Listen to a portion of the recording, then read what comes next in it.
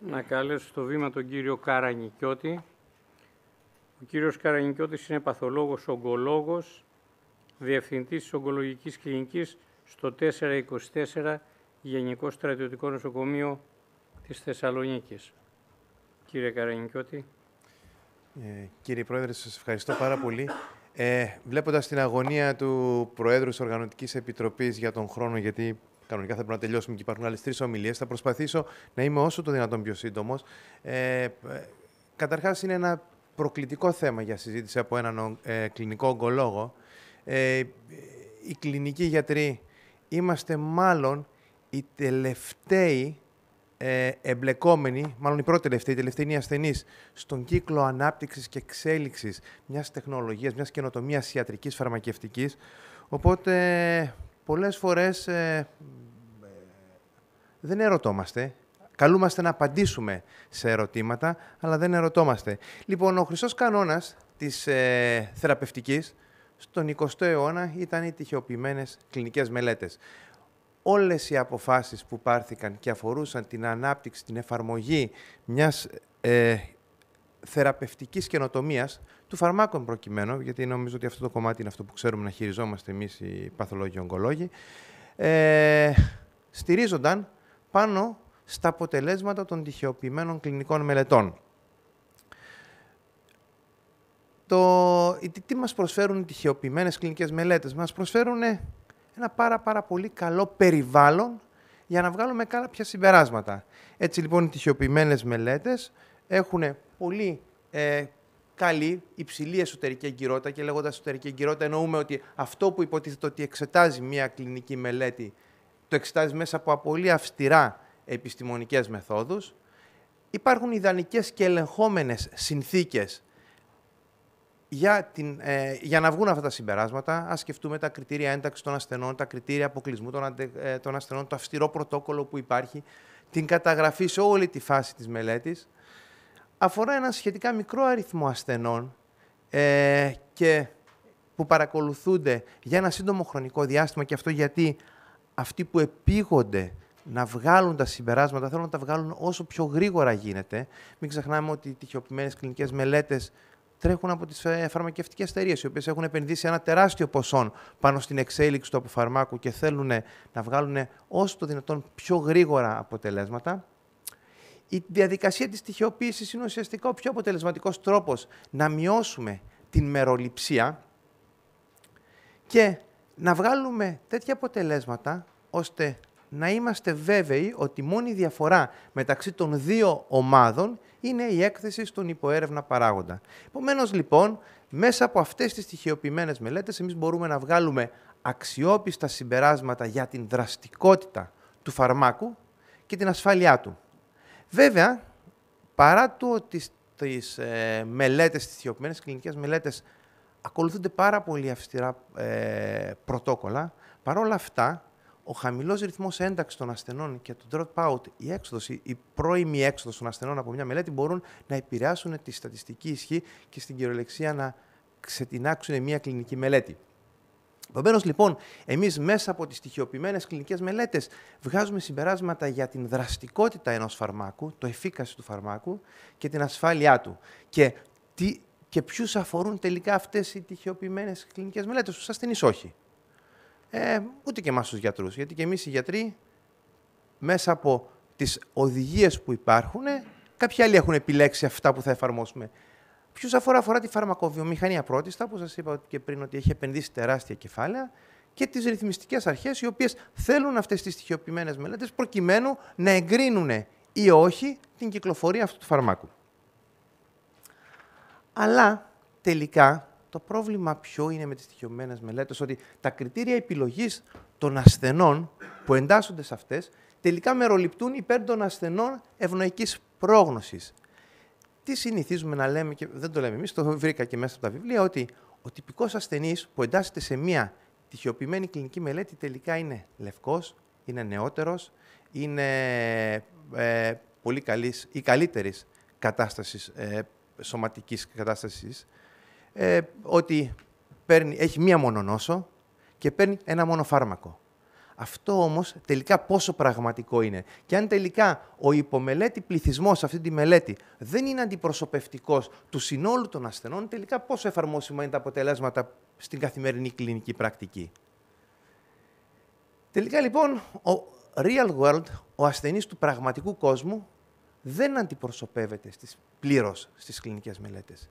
Και αυτό λοιπόν το έχουμε κατανοήσει ήδη, είχε γίνει ήδη γνωστό από το 1960-63, όταν βγήκαν οι πρώτες φωνές που ζητούσαν κάτι διαφορετικό πέρα από τις στοιχειοποιημένες κλινικές μελέτες.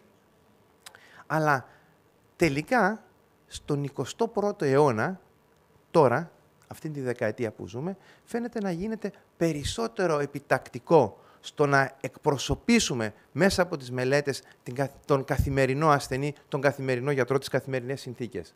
Επίσης, μην ξεχνάμε ότι μέσα από τις στοιχειοποιημένες κλινικές μελέτες, ακριβώς επειδή αφορούσαν λίγους ασθενείς σύντομο χρονικό διάστημα, βρεθήκαμε στο φαινόμενο να έχουμε φάρμακα τα οποία έχουν εγκριθεί γιατί θεωρήθηκαν ως αποτελεσματικά, αλλά τελικά μετά από κάποια χρόνια, μέσα από τα δεδομένα παρακολούθησης ασθενών στον πραγματικό κόσμο, αυτά τα φάρμακα να αποσύρονται. Γιατί το safety, η ασφάλειά τους, τελικά δεν ήταν αυτή που είχαμε μάθει και είχαμε κατανοήσει από την αρχή. Επομένως, λοιπόν, εδώ τίθεται ακόμα ένα άλλο θέμα, η ασφάλεια. Και η ασφάλεια αφορά όλους τους εμπλεκόμενους φορείς. Και εμπλεκόμενοι φορείς είμαστε, όπως έδειξε και ο κύριος Θηρεός στην αρχική του διαφάνεια, είμαστε όλοι μας. Ασθενείς, εμείς, φαρμακοβιομηχανία, κυβερνητικοί φορείς, ασφαλιστικοί φορείς. Και επίσης, μέσα από τις στοιχειοποιημένες κλινικές μελέτες, τελικά δεν έχουμε πληροφορίες για την αποδοτικότητα, τη σχέση κόστους-οφέλους μιας θεραπείας. Γιατί οι στοιχειοποιημένες κλινικές μελέτες αυτό δεν το μελετούν. Δεν είναι στόχος τους. Ο στόχος τους, είπαμε, να δείξουν ότι το φάρμακο είναι δραστικό και ότι το φάρμακο είναι ασφαλές. Και επομένως, οι ασφαλιστικοί φορείς, η κυβέρνηση, εν προκειμένου, αυτοί όλοι που πληρώνουν για μια συγκεκριμένη θεραπεία, δεν μπορούν να βγάλουν συμπεράσματα μέσα από τις στοιχειοποιημένες μελέτες μόνο. Και έτσι λοιπόν ερχόμαστε στο real world evidence, στην τεκμηρίωση του πραγματικού κόσμου, η οποία βγαίνει μέσα από τα δεδομένα πραγματικού κόσμου και τελικά είναι, αν θέλετε, την τελευταία δεκαετία η πληθώρα των μελετών που τρέχουν.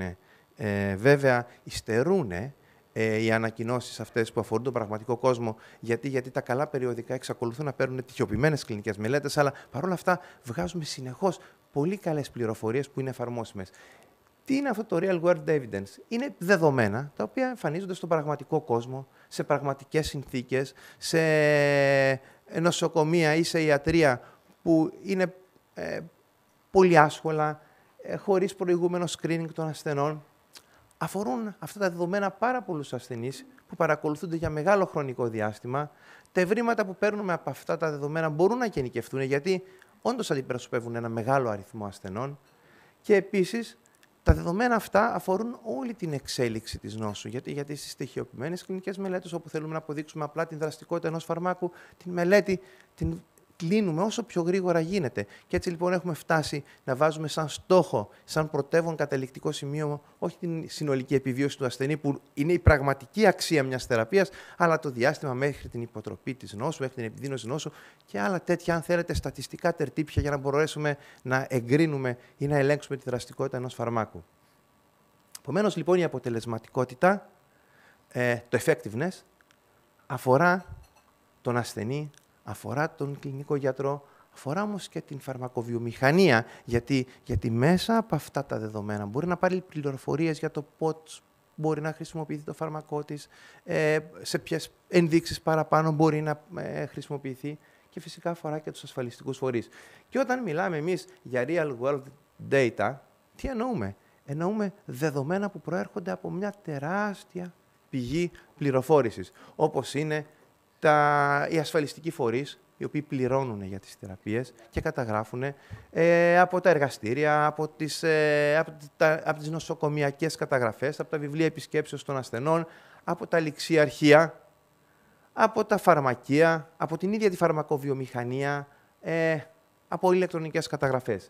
Και όλα αυτά τα δεδομένα, εφόσον έχουμε τη δυνατότητα σήμερα να τα συλλέξουμε πολύ ευκολότερα από τις προηγούμενες εποχές, μέσα από μελέτες πλέον, οι οποίες μπορούν να απαντήσουν σε συγκεκριμένα ερωτήματα που έχουμε θέσει, μπορούμε να τα αναλύσουμε και να βγάλουμε τα συμπεράσματά μας. Και βλέπετε εδώ πόσοι τύποι μελετών πραγματικού κόσμου υπάρχουν, που κάθε μία από αυτές απαντάει σε πολλά ερωτήματα. Τελικά, λοιπόν, σε τι διαφέρουν αυτές οι μελέτες πραγματικού κόσμου από τις στοιχειοποιημένες κλινικές μελέτες? Πρώτα απ' όλα, αντιπροσωπεύουν την καθημερινή κλινική πρακτική. Περιλαμβάνουν ασθενείς που δεν εκπροσωπούνται στις στοιχειοποιημένες. Για σκεφτείτε όλοι εμείς που έχουμε εμπλακεί στις στοιχειοποιημένες κλινικές μελέτες, έτσι. Βγάζουμε τους ασθενείς οι οποίοι πάσχουν από άλλα νοσήματα, έτσι. Βγάζουμε τους ηλικιωμένους. Βγάζουμε τους ασθενείς που έχουν διαφορετική ιστολογία από αυτήν που απαιτείται για την κλινική μελέτη. Βγάζουμε ασθενείς οι οποίοι έχουν, για παράδειγμα, εγκεφαλικές μεταστάσεις. Επίσης, οι μελέτες πραγματικού κόσμου ουσιαστικά έχουν μια λιγότερο δομημένη παρακολούθηση των ασθενών. Για σκεφτείτε λίγο στις στοιχειοποιημένες, κάθε 1,5 με 2 μήνες χρειάζονται να γίνουν συνήθως αξονικές απεικονίσεις. Η εκτίμηση των αποτελεσμάτων είναι πιο χαλαρή. Αυτή που είναι πραγματική. Πόσοι από εμάς στην καθημερινή μας πράξη αξιολογούμε με αιρεσίστη κριτήρια τις αξονικές τομογραφίες, την ανταπόκριση στη θεραπεία ενός ασθενή. Επίσης, στις μελέτες πραγματικού κόσμου υπάρχουν λιγότεροι περιορισμοί σε σχέση με τις στοιχειοποιημένες κλινικές μελέτες για τον ίδιο τον ασθενή και λιγότερη δέσμευσή του. Ο ασθενής μας στην καθημερινή πράξη θα έρθει για να τον παρακολουθήσουμε κάθε 3 μήνες, κάθε 6 μήνες. Δεν θα έρθει κάθε 1 μήνα ή κάθε 2 εβδομάδες που απαιτείται ενδεχόμενα από το θεραπευτικό πρωτόκολλο. Αλλά βέβαια δεν είναι όλα ρόδινα, έτσι, στις μελέτες πραγματικού κόσμου. Υπάρχουν περιορισμοί. Για παράδειγμα, η ίδια η επιλογή των ασθενών μπορεί να οδηγήσει σε μεροληψία. Δηλαδή, εμείς παίρνουμε δεδομένα από όλες αυτές τις πηγές και τα χρησιμοποιούμε, αλλά αυτό τελικά μπορεί να είναι μεροληπτικό. Γιατί, για σκεφτείτε ότι ένας ασθενής μπορεί να έχει μεταστατικό καρκίνο του μαστού με μία οστική ή με πολλές οστικές ή με πολλές οστικές και μία σπλαχνική ή, εν πάση περιπτώσει, με μια μεγάλη νόσο. Και αυτούς όλους εμείς, όταν κάνουμε μια μελέτη πραγματικού κόσμου, αυτούς τους ασθενείς τους θεωρούμε σαν ασθενείς με μεταστατικό καρκίνο. Επίσης, το πρόβλημα είναι ότι πολύ συχνά από τα δεδομένα που έχουμε είναι δεδομένα αναδρομικά, με ό,τι αυτό μπορεί να σημαίνει. Δεδομένα που ενδεχόμενα και οι ίδιες οι κωδικοποίησεις να ήταν διαφορετικές πριν από κάποια χρόνια και εμείς παίρνουμε και αυτά προσπαθούμε να τα μετατρέψουμε στα σημερινά δεδομένα. Επίσης, οι δυνατότητες σύγκρισης των αποτελεσμάτων που έχουμε από αυτές τις κλινικές μελέτες μπορεί να περιπλακούν λόγω απουσίας προοπτικής στοιχειοποίησης. Και βέβαια η πληρότητα των δεδομένων και η επάρκεια της παρακολούθησης των ασθενών πιθανά να υστερούν. Όταν εμείς στηριζόμαστε, για παράδειγμα, στις καταγραφές, στα αρχεία των ασθενών, στα νοσοκομιακά ή ακόμα και στην ιδιωτική πρακτική, έτσι, πόσο πλήρεις είμαστε στις καταγραφές μας, πόσο καταγράφουμε όλα τα εργαστηριακά, όλα τα απεικονιστικά, όλες τις ανεπιθύμητες ενέργειες, όλη την τοξικότητα. Ενώ αντίθετα σε μια τυχιοποιημένη κλινική μελέτη, όλα αυτά καταγράφονται με απόλυτη ακρίβεια. Και βέβαια, αυτό που τίθεται είναι όταν είσαι με τόσο μεγάλη πηγή πληροφόρησης από τόσους πολλούς φορείς, τι συμβαίνει με τα προσωπικά δεδομένα. Γιατί, πού πάει η έννοια της έγγραφης συγκατάθεσης. Όταν εμείς κάνουμε μια τυχιοποιημένη κλινική μελέτη, η απαραίτητη προϋπόθεση, το πρώτο βήμα, είναι να υπογράψει ο ασθενής τη συγκατάθεσή του, την συνένεση. Όταν όμως εμείς παίρνουμε δεδομένα από όλες αυτές τις πηγές, πρακτικά κανένας ασθενής δεν υπογράφει δεδομένα. Και εμείς χρησιμοποιούμε τα δεδομένα των ασθενών χωρίς να τους έχουμε ρωτήσει. Βέβαια, επειδή στις μελέτες πραγματικού κόσμου υπάρχουν και μελέτες οι οποίες είναι προοπτικές, έτσι, εντάξει, εκεί τα πράγματα διαφέρουν. Αλλά όλο αυτό το υλικό που χρησιμοποιείται μπορεί να χρησιμοποιηθεί και επειδή οι εμπλεκόμενοι φορείς είναι πάρα πολλοί και οι μελέτες πραγματικού κόσμου διοργανώνται από όλους αυτούς, κανένας δεν ξέρει τι μπορεί να συμβεί με αυτά τα δεδομένα. Τελικά, γιατί χρειάζονται τα δεδομένα real world για μια συγκεκριμένη πάθηση? Γιατί μπορούν να μας παρέχουν σημαντικές πληροφορίες για το γενικό πληθυσμό πέρα από τις κλινικές μελέτες. Γιατί μας δίνουν πληροφορίες για την βέλτιστη αλληλουχία των θεραπείων. Οι τυχιοποιημένες κλινικές μελέτες μιλάνε για ένα φάρμακο, για μια γραμμή και εκεί σταματάνε. Επίσης, δημιουργούν υποθέσεις για μελλοντικές κλινικές μελέτες μέσα από αυτά τα συμπεράσματα που παίρνουμε.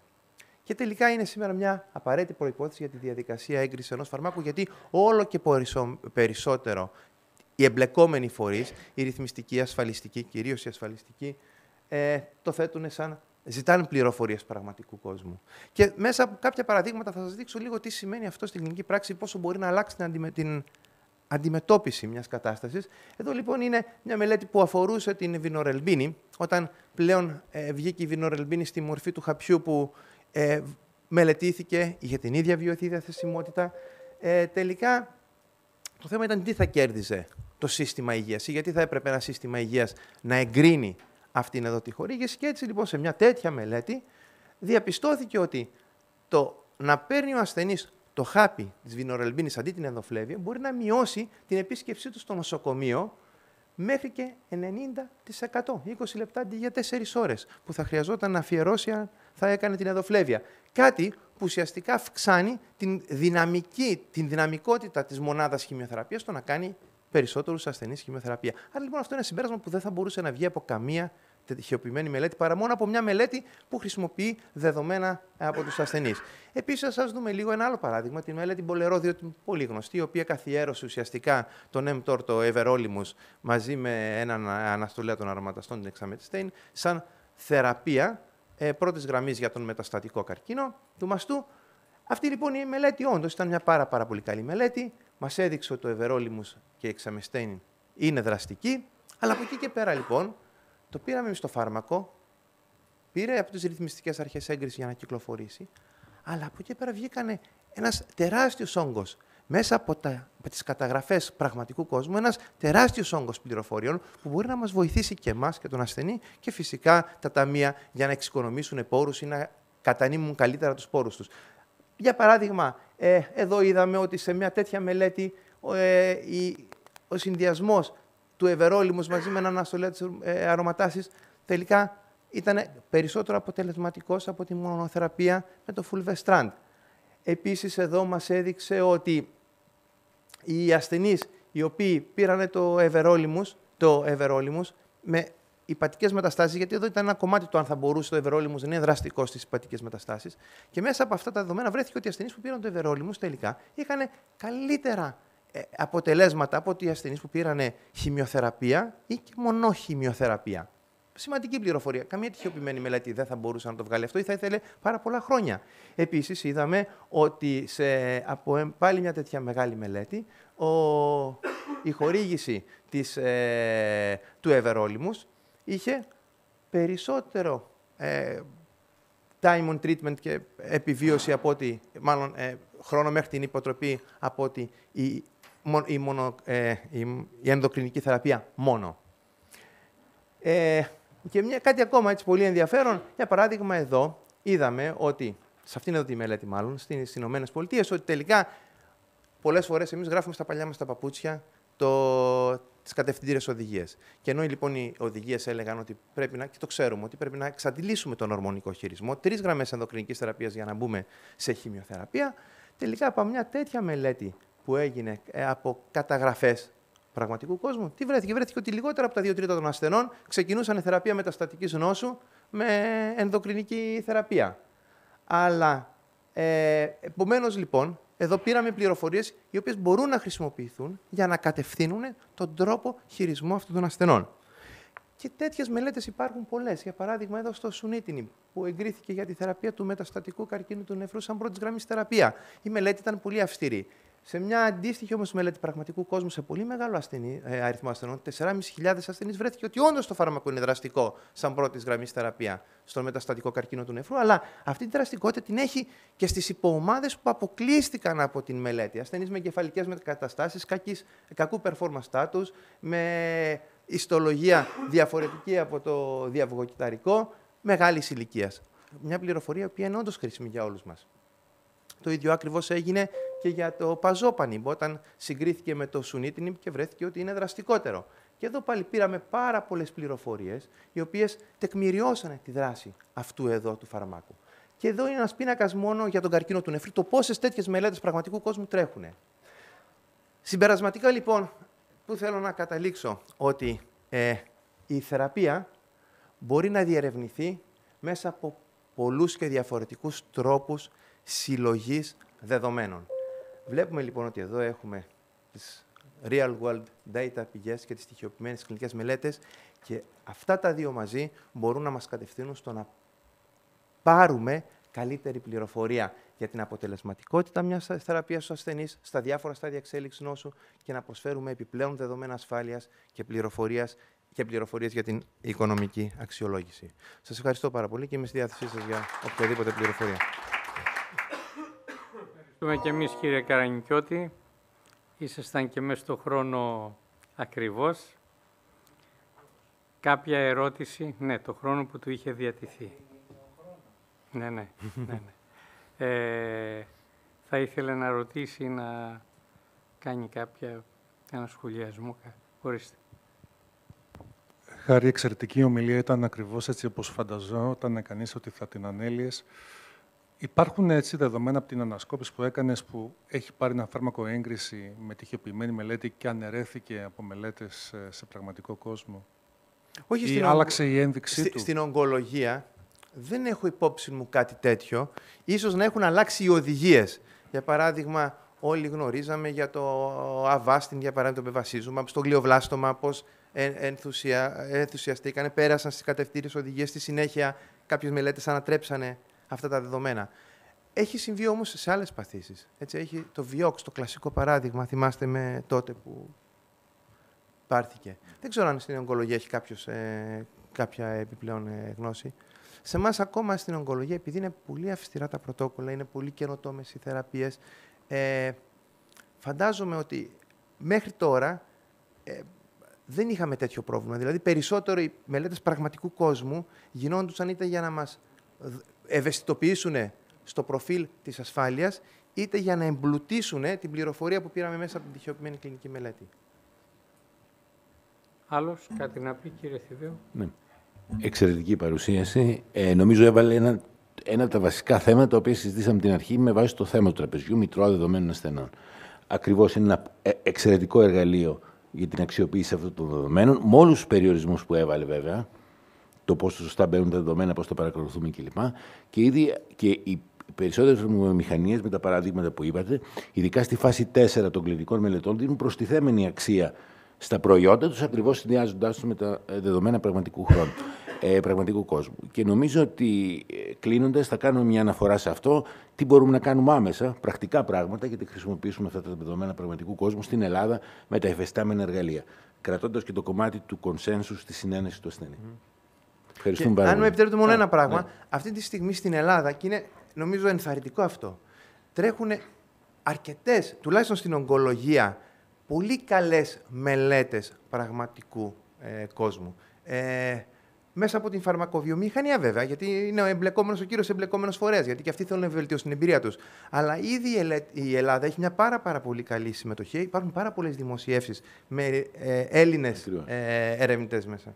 Πάρα πολύ σωστή παρατήρηση. Νομίζω είναι η καλύτερη εισαγωγή για την επόμενη ομιλήτρια, την κυρία Κανία από τον ΕΟΠΗ, ακριβώς γι' αυτό. Γιατί ο ΕΟΠΗ παίζει ένα κομβικό ρόλο σε αυτά. Στο προηγούμενο συνέδριο του ΙΣΠΟΡ, πάρα πολλοί Έλληνες μελετητές παρουσίασαν εργασίες στηριζόμενες στα δεδομένα του ΕΟΠΗ, τη χρήση δεδομένων και του πραγματικού κόσμου. Και νομίζω είναι εξαιρετική η πρόταση και η πρόκληση για όλους μας.